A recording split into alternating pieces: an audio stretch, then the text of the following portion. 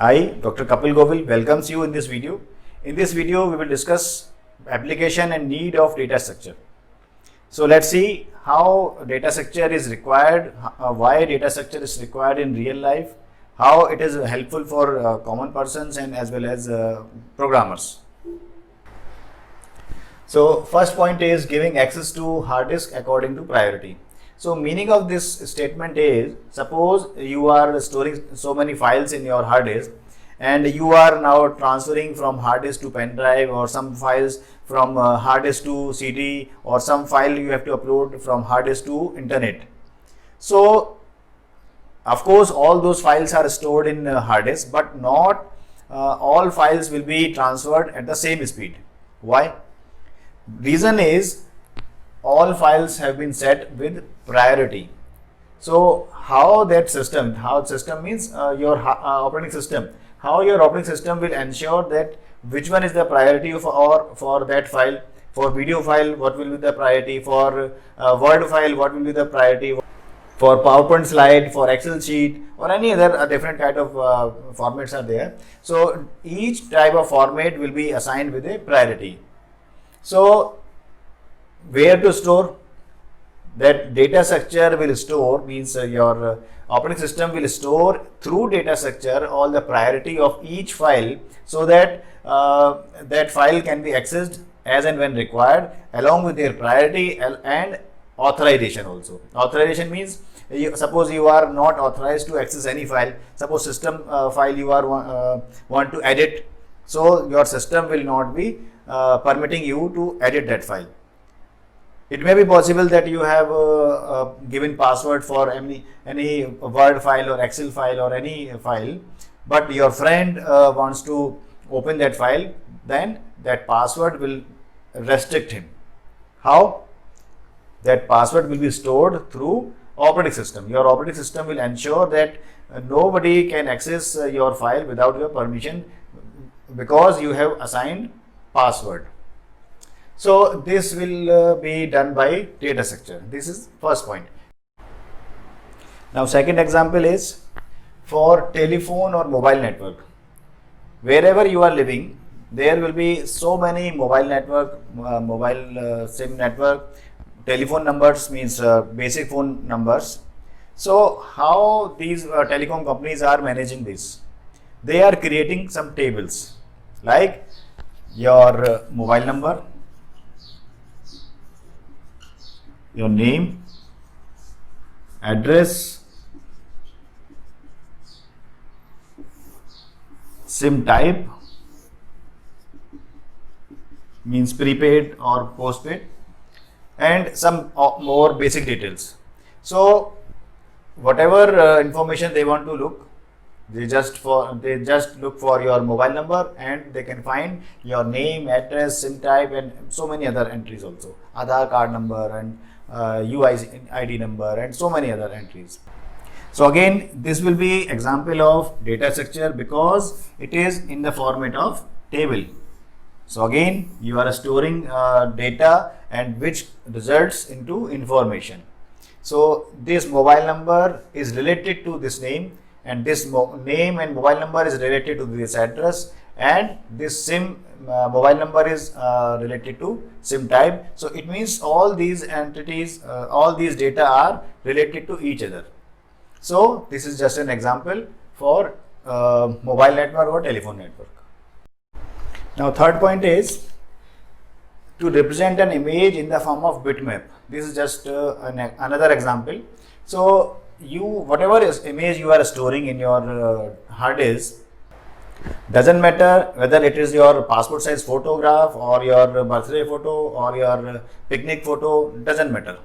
Any photograph, any image you are storing, whether it is a wallpaper of course, so any image you are storing in your hard disk will be stored in the form of bitmap. So let's see how it works. So suppose this is your image, and this image will be bifurcated into different rows and columns.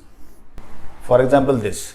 So in this pattern, this bitmap, this will be called as pixel.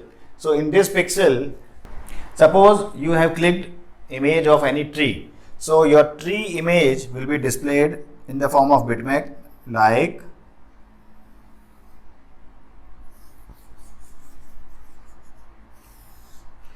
so suppose this is your tree, so it will be filled with like this.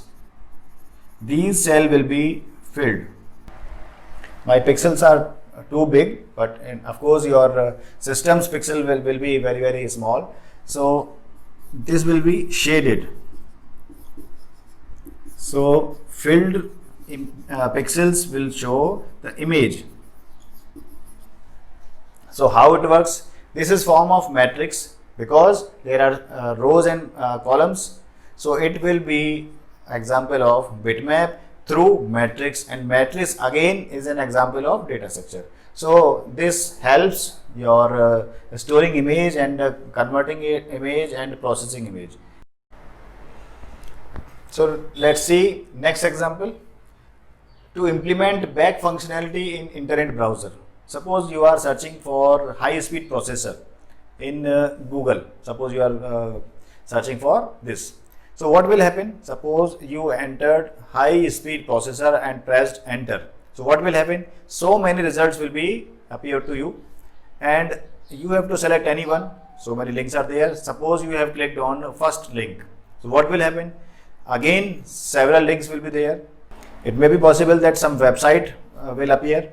So suppose you are clicking on that, again several links will be there. So what will be the structure you will see? For example, high speed processor. You have clicked on internet browser and so many links are there.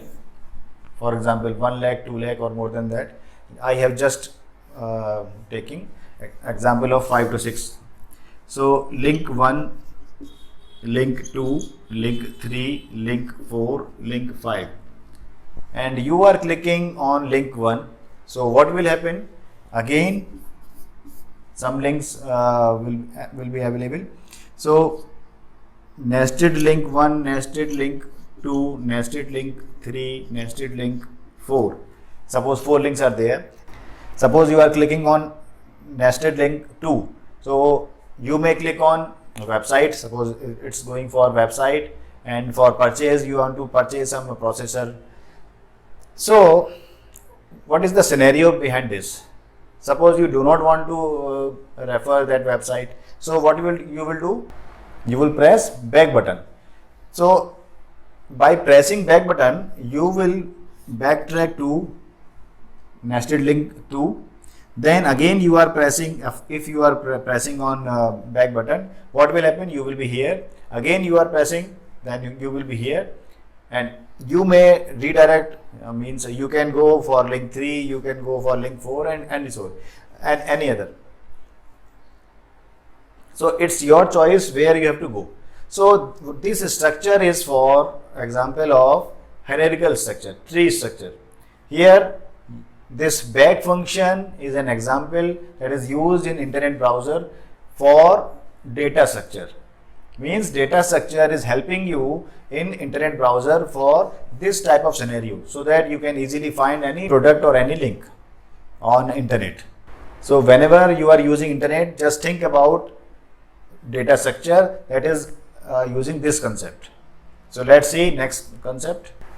Next point is to implement printer spooler function. So what is that? Suppose you have given command to your printer for printing 3 files.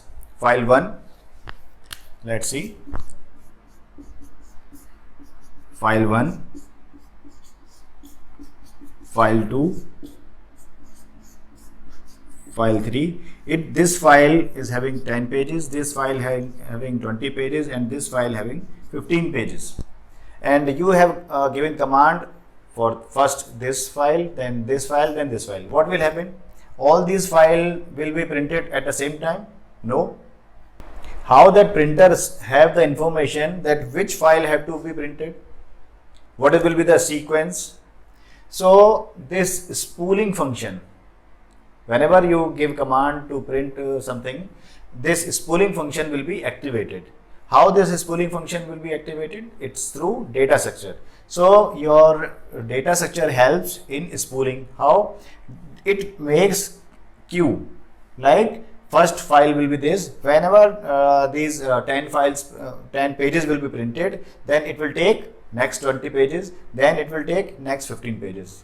Suppose you have given command for these files 1, 2 and 3, and you have just paused file 2. So your printer spooler what will do? It will print first file 1 10 pages, then file 3 for 15 pages, and will wait for your instruction. If you have resumed, then it will print for 20 pages. So this is how your printer spooler works. This is because of your data structure, and data structure is using through table, where your action will be stored in a tabular form, like file number, number of pages, date of command, time of command, and authorization, and action whatever you have given, whether to print or to wait, means pausing, whatever you have given will be stored in tabular form, and that data structure will be using that table, and your printer will use instruction of that table for printing this file.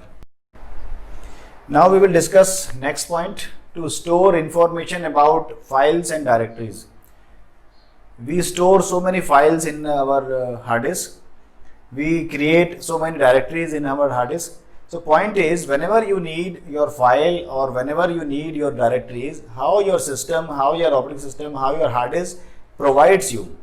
Suppose you have stored any movie 6 months back. So how your operating system will help you to find out your movie immediately. Why it's not taking too much time for historical data? Historical data means so many years back you may be stored any file or directory. So why it's not taking time? So answer is, it creates, means your operating system creates FAT, file allocation table. So just see how this FAT, file allocation table, works. I'm just taking example. Suppose this is file number, then file name, date of creation of that file or folder, time of creation of file or folder, or track, sector, permission or authorization. Suppose these are some entries that are stored in your FAT. So point is, whenever you store any file, it will be stored in this file, FAT. So because this is example of table, and table is an example of data structure, because only file number is again data, file name is data, date is data, time is data, track is data. So different data are available, but those are linked with single entity for single reason, for single file. Means file number maybe 12, file number 12 having CV, your cv.doc document file. So cv.doc, that is a name for you only. Your operating system uses this number, fine, and which is created on this date and this time. So what will happen if you want to search any file or open any file? Your operating system go first of all to FAT, and this FAT will search your file, whatever you are searching.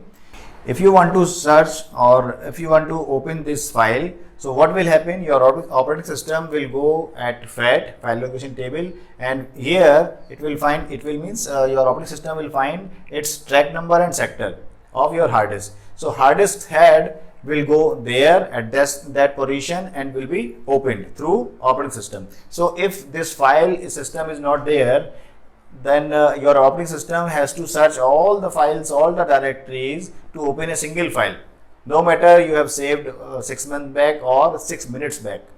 So through data structure, it is very smooth and fast process. So these are just an example where you are using data structure in day-to-day life. So I hope these points are clear to you, how data structure is needed in daily life, what are the application areas of data structure. So if you like this video, if you like this concept, if you love this concept, then I will like to request you to please share this video among your friends in WhatsApp groups and Facebook. So thanks for watching this video.